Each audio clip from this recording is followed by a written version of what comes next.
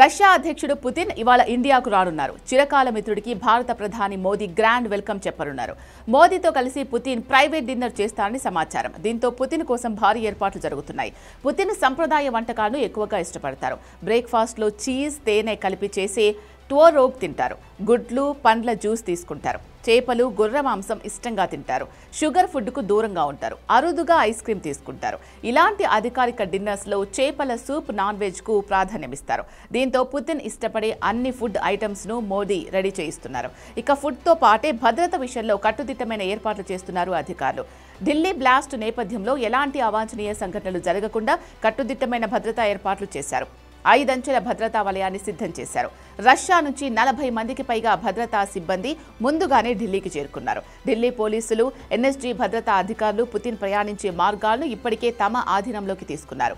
అనేక మంది స్నైపర్లు పుతిన్ కదలిక మార్గాన్ని ఎప్పటికప్పుడు కవర్ చేయనున్నారు.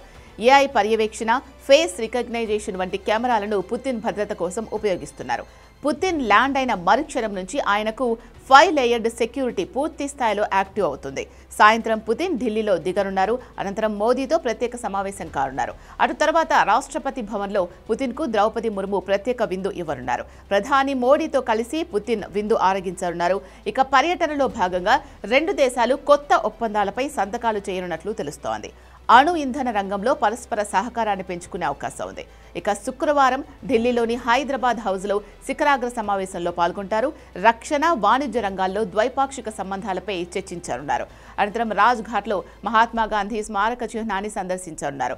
గురువారం భారత్, రష్యా రక్షణ మంత్రులు రాజ్నాథ్ సింగ్, ఆండ్రే బెలౌసో సమావేశం కానున్నారు.